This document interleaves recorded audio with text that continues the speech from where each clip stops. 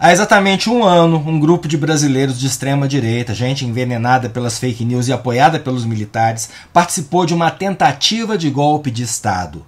Esse golpe começaria, se tivesse dado certo, com a invasão da sede dos três poderes, uma imagem impactante, que se espalharia pelo Brasil, incentivaria levantes em centenas ou milhares de municípios brasileiros, forçando um governo recém-possado a ter que pedir ajuda aos militares, os mesmos que ajudaram a botar o plano de golpe em prática. A partir daí, com o caos instaurado no país, o Congresso, onde o governo eleito era minoria, entenderia que o governo eleito não teria condições de governar e acharia uma forma com verniz de legitimidade para derrubar o presidente, convocando novas eleições ou pressionando o TSE a invalidar parte das urnas, rever o resultado, achar uma maneira de manter no poder o candidato derrotado. Essa é a realidade.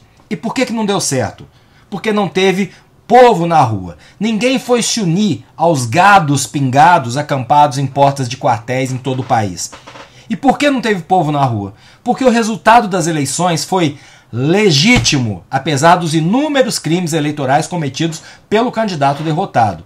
Ele perdeu, não aceitou e partiu para o golpe. Essa é a única história do 8 de janeiro e é lamentável que nas mesmas mídias sociais que possibilitaram as articulações dos golpistas, ainda exista gente insistindo em outras teses baseadas em mentira.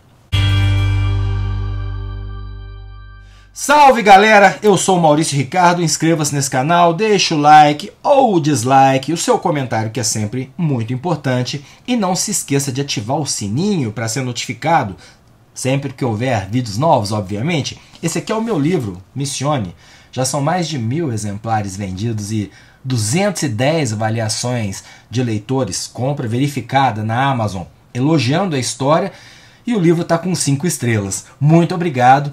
Quero marcar uma live só com os leitores para a gente trocar ideia. E se você ainda não comprou e se interessar pelo meu lado autor, link no post fixado. Eu assisti ontem o documentário 8/1 na Globo News e ainda está longe de ser o documentário definitivo sobre aquele dia fatídico, porque o recorte é muito restritivo.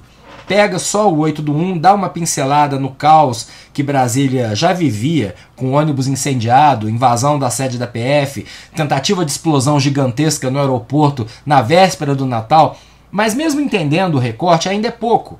Não tem como falar sobre essa data, historicamente pelo menos, sem considerar o pano de fundo daquilo tudo numa linha de tempo mais ampla. Se você coloca os fatos nessa linha cronológica longa, não sobra a menor dúvida de que se tratou de uma tentativa de golpe militar. Ninguém está querendo assumir isso em Brasília. O governo Lula, o STF, o Congresso, ninguém ali está disposto, eu lamento isso, a ir a fundo na realidade dos fatos. Até porque essa é outra triste verdade, um monte de congressistas com mandato, deputados, senadores, ajudaram a fomentar a tentativa de golpe. E eu estou falando de 2019, 2020, 2021, quando divulgaram nas suas redes grandes manifestações populares contra o STF, quando apoiaram as decisões negacionistas do governo que levaram centenas de milhares à morte durante a pandemia, quando compraram a tese do governo de que o STF não estava deixando o presidente governar. Por que eu acho importante começar a analisar a tentativa de golpe pela pandemia, no mínimo? Existem outros recortes possíveis. A gente pode começar, por exemplo, com o Bolsonaro lançando sua candidatura dentro da AMAN, que é a Escola de Formação de Oficiais do Exército. A gente pode começar com ele dizendo, ainda nos anos 90, que o Brasil só seria consertado com um golpe de Estado, matando e prendendo 30 mil, inclusive o presidente da República da época, que era o FHC. Mas, bom, vamos pegar o momento da pandemia, porque ele é importante. O STF se alinhou aos governadores e prefeitos e impediu que o governo insistisse na sua tese inicial, que era de deixar todo mundo se contaminar, criando a tal imunidade de rebanho. O STF não fez nada de polêmico, o STF não fez nada de inusitado ou questionável. Era uma questão de saúde pública e o que o STF fez foi ouvir a ciência, observar as instruções dos órgãos competentes para tratar de pandemia no planeta Terra e não se alinhou com a posição de um presidente que dizia: eu sou o único chefe de Estado no mundo a ver contra a política de isolamento social. Não é possível, minha amiga e meu amigo que sofrem aqui comigo debatendo esses temas desgastantes, não é possível que alguém ainda ache que, tratando-se de saúde pública, das nossas vidas, o STF tenha errado ao ficar do lado do mundo, inclusive prefeitos e governadores do Brasil, não ao lado de um irresponsável que tinha orgulho de dizer que era o único. Isso sem experiência nenhuma anterior em gestão pública e menos ainda em saúde. Mas contrapor o STF, demonizar o STF, sempre foi estratégia golpista em qualquer regime totalitário, de qualquer matiz ideológica, em qualquer lugar do mundo. Atacar o Supremo. E eu não sei se o ex-presidente foi cruel ao ponto de fazer isso de propósito. Vou meter o louco, enfiar cloroquina nas pessoas, chamar a pandemia de gripezinha, aí o STF reage e eu digo, tá vendo? O STF não me deixa governar. Mas foi o que aconteceu. E mais tarde as tensões aumentariam porque influenciadores e deputados começaram a atacar violentamente o STF, também voluntária ou involuntariamente trabalhando a serviço de uma tentativa de golpe, porque eles queriam exercer o direito de mentir ou injuriar e caluniar sem qualquer punição, como se não fosse crime. E qual o papel do Exército ou das Forças Armadas nisso? O Exército voltou ao poder em 2018 de forma democrática, mas voltou. Só que ele quis ficar quando perdeu. É simples assim. Um capitão reformado na presidência, um general como vice ganham. Mais ministros militares do que a maioria dos governos da ditadura. Milhares de militares em cargos no segundo escalão. E esses militares não queriam voltar ao seu papel institucional, que é um pouco tedioso e desimportante num país sem grandes problemas geopolíticos como o nosso. Sem treta com o vizinho, sem guerra. Deve ser ruim ter fama de pintor de meio fio e de velho que gasta dinheiro público com Viagra. Eu estou inventando essa cumplicidade do Exército na tentativa do golpe do nada? Claro que não. A gente tem a prova inequívoca desse envolvimento observando o que aconteceu no Brasil logo depois da vitória do atual governo. Um grupo bolsonarista radicalizado resolveu pedir intervenção militar em porta de quartel e o Exército permitiu. Mais que isso, acolheu os golpistas. Era caixa de som tocando marcha militar o dia todo. Barracas armadas nas portas dos batalhões Brasil afora. Churrascos, ambulantes, uma verdadeira zona, o que é proibido em áreas militares. Lembrando que as faixas e os discursos em porta de quartel eram muito claros. Intervenção federal. E aqui eu não falei, nesse balanço, também do papel de algumas polícias militares e da Polícia Rodoviária Federal que foram aparelhadas pelo governo passado. Essa crise tem tanto cúmplice, tanta gente envolvida.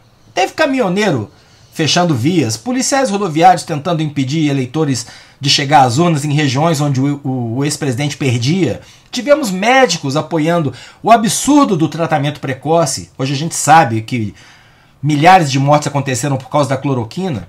Apoiaram a tática negacionista do ex-presidente. Enfim, tanta gente, de tantas frentes, que é normal que queiram diminuir a gravidade da coisa ou fingir que nunca aconteceu. Mas aconteceu. E quem pagou até agora? Quem foi lá invadir palácios?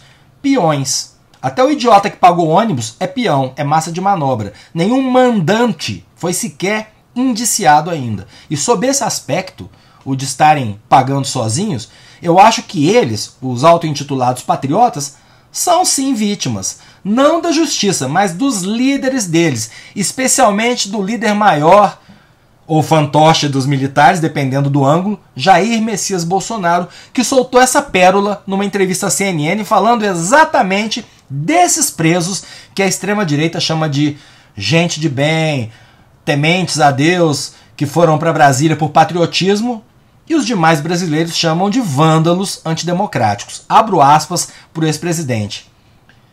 Esse nunca foi o comportamento das pessoas que estão do nosso lado, de direita. Temos certeza de que aquilo ali foi uma armadilha por parte da esquerda. O pessoal bolsonarista de direita, conservador, nunca foi de fazer isso daí.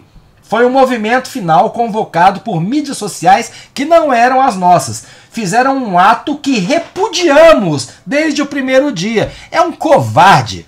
O assistente de ordens dele tinha até cópia da minuta do golpe. Os acampamentos em porta de quartel começaram, repito, assim que ele perdeu as eleições. Não mandou aquele pessoal ir para casa, não mandou os comandantes esvaziarem as portas dos quartéis, ficou em silêncio, coisa rara.